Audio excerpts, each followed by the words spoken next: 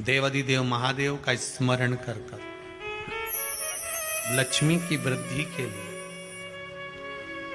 कार्य सिद्धि के लिए, संपदा को प्राप्त करने के लिए आप अपने ही दरवाजे के पास में एक दीप लगा सकते हो। कौन से दिन? प्रदोष के। एक बात और अच्छे से समझ लीजिए, जो बच्चे चिड़चिड़े होते हैं, चाहे घर में बेटे हों, बहुएं हों, सास हो, ससुर हो, परिवार में छोटे छोटे बच्चे हों, चिड़चिड़ प्रवृत्ति करते हों या चिड़चिड़ा स्वभाव हो, जरा जरा सी बात में क्रोध आ जाता हो, बोलने का भान नहीं रह पाता हो, शब्दों के बाण चलते हों, तो महाराज प्रदोष के दिन, प्रदोष काल में बेलपत्री के पेड़ के नीचे एक जो पत्ता आपके पास में हो, पान का मिल जाए तो पान का, पीपल का मिल जाए तो पीपल का, बेलपत्र का मिल जाए तो बेलपत्र का, उस पत्ते पर मात्र थोड़ा सा शहद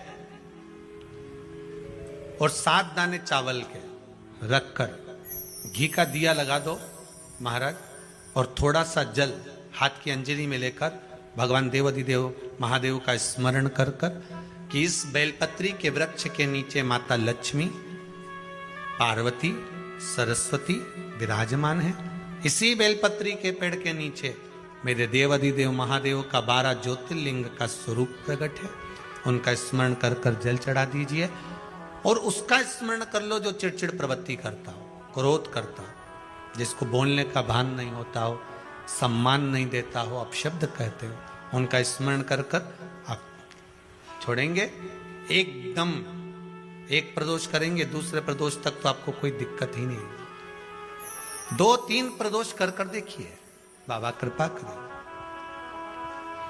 बच्चों को पढ़ने का कह रहे हो, पढ़ने बैठो, पढ़ने बैठो, पढ़ने बैठो, पढ़ने बैठो, तो एक आध प्रयास बच्चों के लिए भी कर लिया करो कि भाई ठीक है, बच्चे लोग विद्या में प्रबल होंगे।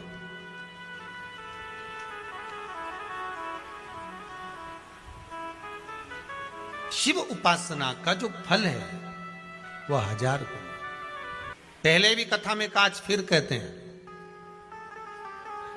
शिव मंदिर में जल बाद में चढ़ाना, शंकर के मंदिर में जाकर पंचामृत स्नान बाद में कराना, शंकर जी के मंदिर में जाकर पूजन बाद में करना, पहले थाली एक और रखकर शिव मंदिर में झाड़ू, पोछा या जो बेलपत्री, निर्माल्य जो भी रखा हो, उतरा हुआ सामान, उसको भरकर कहीं एक और जहां मंदिर वाले रखते हो वहां ले जाकर रख दो। झाड़ू पोछा एक बार जरूर।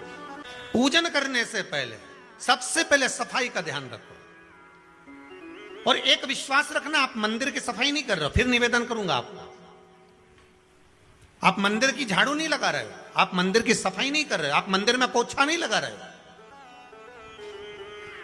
जितना हाथ आप मंदिर में फेर रहे हो सफाई के लिए, उतना आपके जीवन में जितना दुख है, जितनी तकलीफ है, जितना कष्ट है, जितनी बीमारी है, उस पर हाथ फेर रहे हो, मंदिर में नहीं फेर रहे हो।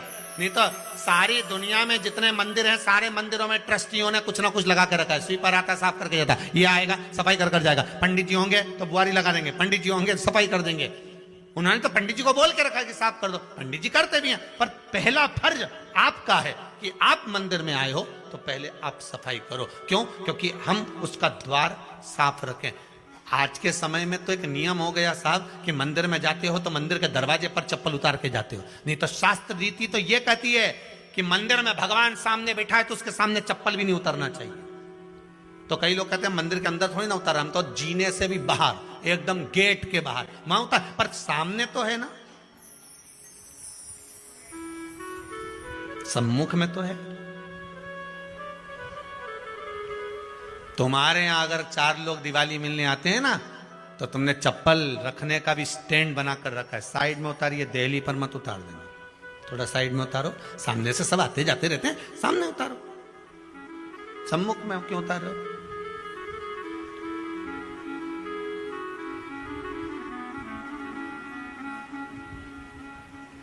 थोड़ा द्वार पे से दूर उतारिए।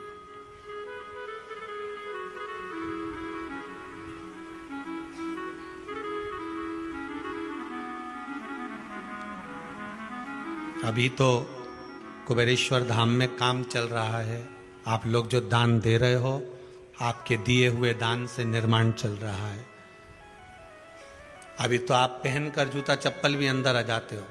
भले दूसरे मंदिरों में चप्पल पहनकर हमने देखा है, आधिकाधिक मंदिरों में, ब्रजभूमि पर भी बहुत मंदिरों में लोग अंदर जूता पहनकर चले जाते हैं, पर जब तक बाबा नहीं बैठा तब तक तो आप पहनकर आ रहे हो। जिस दिन बाबा कुबेरेश्वर धाम में आकर बैठ गया, उसके बाद वो दोनों गेट पर चप्पल बाहर ही रहेगी। आओ आप, कंकर से शंकर जब शरीर से लगेगा तब सुख भोगोगे, आनंद भोगोगे, सुख की प्राप्ति। अपने द्वार पर भी कितना सुंदर लिखा है भविष्य पुराण के अंतर्गत, और विष्णु पुराण में भृगु बाबा का चरण का चिन्ह भगवान विष्णु की छाती पर रहा। भगवान विष्णु की छाती पर भृगु बाबा के चरण का चिन्ह रहा।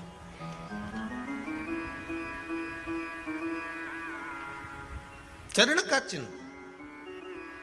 अब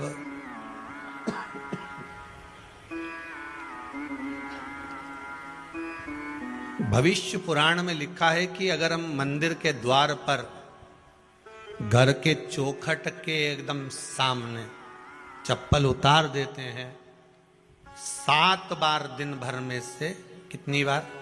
7 बार विष्णु पुराण कहती है ऐसा कोई दिन नहीं होता जिस दिन दरवाजे पर 7 बार लक्ष्मी आकर खड़ी नहीं होती हो।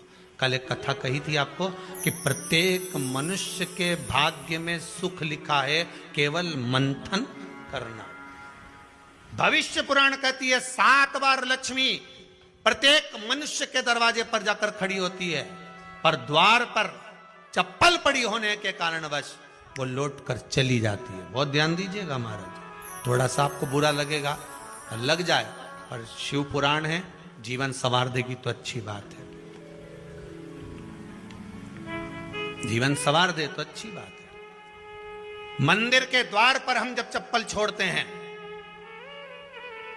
जिस मंदिर की चौखट पर चप्पल छोड़ी है, आप जितनी देर आराधना में लगे रहते हैं उतनी देर तक आपकी चप्पल पर जितने लोग लांग कर जाते हैं, जितने लोग लांग कर प्रवेश करते हैं, उसका भी दुख आपके भाग्य में आता चले जाता है। ध्यान दीजिएगा जरा, चप्पल का भविष्य पुराण में पढ़िएगा कभी कि पादुका का महत्व क्या है, पादुका किस ओर उतारना चाहिए, पादुका को कहां रखना चाहिए, किस जगह पर बुआरी झाड़ू को रखना चाहिए, किस जगह